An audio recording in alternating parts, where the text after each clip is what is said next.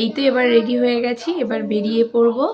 তারপরে ওখানে গিয়ে তোমাদেরকে দেখাবো কি হলো না হলো। তো দেখতে থাকো ব্লগটা, পরে আবার কথা হবে তোমাদের সাথে। তো রাস্তায় বেরিয়ে রীতিমতো প্রচুর জ্যাম ছিল। তো এখানে জ্যাম মানেই সিগন্যালে আটকে থাকা, আর কিছু নয়। তো এই যে দেখো চারদিকে সব লাল লাইট জ্বলছে। তো কোনো রকমের সিগন্যাল টপকে আমরা এগিয়ে গেছিলাম। আসলে এই জ্যামের কারণে আমরা প্ল্যান করি যে আমরা মেট্রো করে যাতায়াত করব, আর আজকের এই অনুষ্ঠানের জন্য মেট্রো পরিষেবা রাত 2টো অবধি চালু করে রেখেছিল। তো তার থেকে ভাবলাম এত দূর যেহেতু, তো আমাদের জন্যে ট্রেনে করে মেট্রো করে যাওয়াটাই বেটার।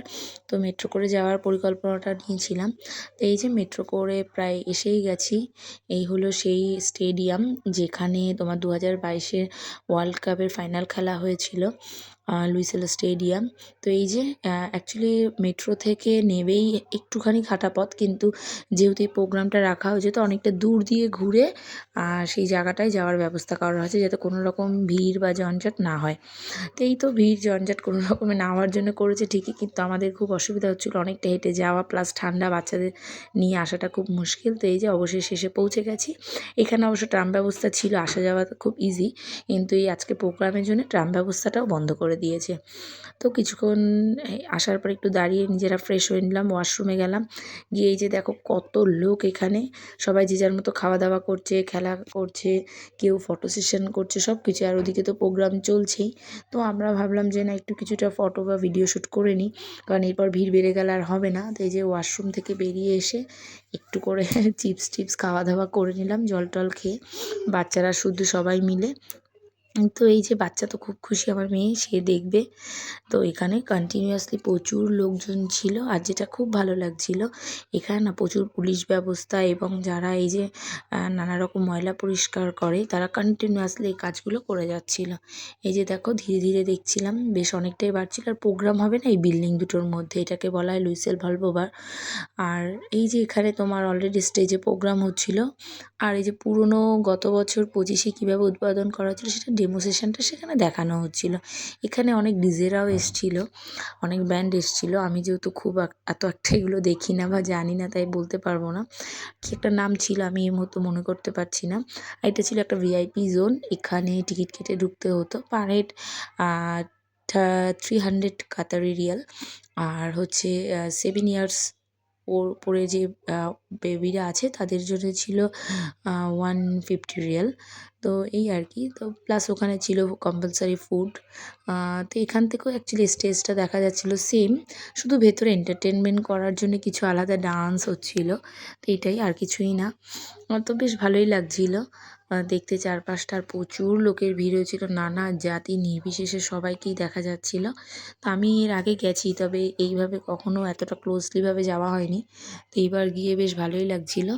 এই যে বলছিলাম যেখানে ভিআইপি জোন করা হয়েছে সেখানে এইসব মেয়েরা ডান্স টান্স করছিলো। তো ওদের প্রোগ্রামটা শেষ করে ওরা তারপরে ওখানে একটু ফটো সেশনও করছিলো।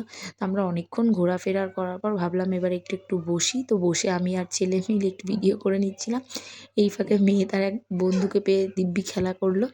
তো এই যে অবশেষে টাইমটা খুব কাছেই চলে এসছে, তো সেই কারণে প্রচুর ভিড় হয়ে গেছে। না ভাবলাম যে না দাঁড়িয়ে থাকলেও একটু এগিয়েই যাই, যেহেতু প্রচুর ভিড়। তো দেখতেই পাচ্ছ প্রথমে যে ভিড়টা ছিল না, এখন প্রচুর রাশ হয়ে গেছে।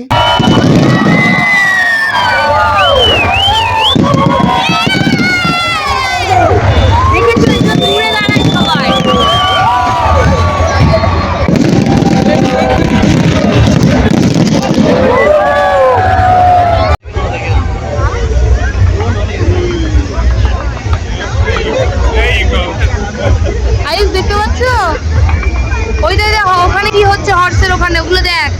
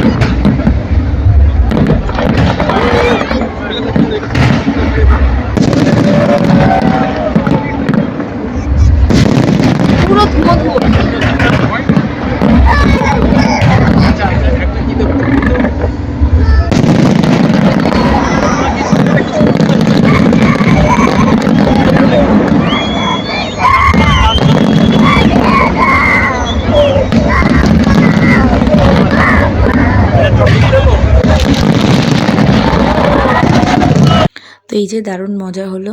আর চারদিকটা এতটাই ধোঁয়া ছিল যে ঠিকঠাক ক্যামেরার পর্যন্ত বোঝা যাচ্ছিল না।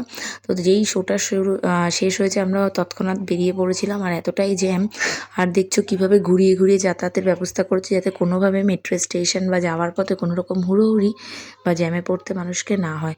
এই 15 মিনিটের রাস্তাটা আমাদের প্রায় কমপ্লিট করতে 45 মিনিটস লেগেছে।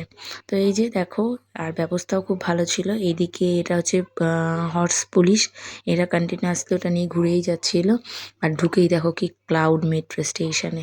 তো যাই হোক, সব কিছু কমপ্লিট করে যখন আমাদের গন্তব্যে এসে পৌঁছালাম, পুরো স্টেশন ফাঁকা, কেউই ছিল না। তো এই যে আমাদের এখানে গাড়ি রাখা ছিল, এখান থেকে এবার সোজা বাড়ি। তো কার কেমন লাগলো এই ব্লগটা অবশ্যই কমেন্ট করে জানিও। আর সবাইকে হ্যাপি নিউ ইয়ারের অনেক অনেক শুভেচ্ছা। ভালো লাগলে অবশ্যই একটু লাইক, কমেন্ট, শেয়ার করে যাবে। পরবর্তী আবার একটি ব্লগে দেখা হবে।